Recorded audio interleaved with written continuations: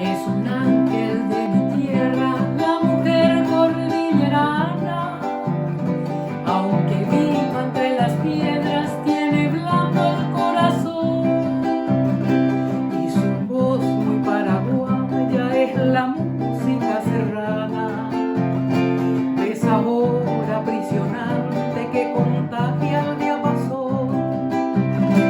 Ese espíritu encarnado de los cerros guaraníes y heroína laboriosa de belleza natural, cual su pájaro campana habla, reza, llora y ríe al cantar su melodía de misterio montarás.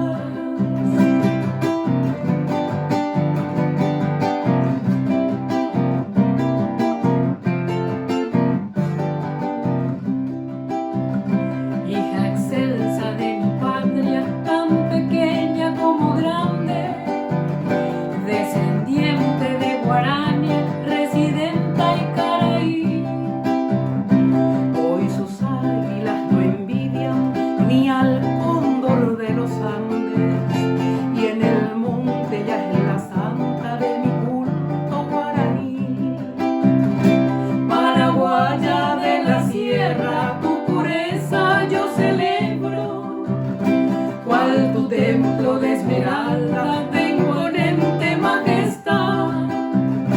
Orográfica doncella, virgen blanca de ojos negros, entre cumbres representas a la diosa libre.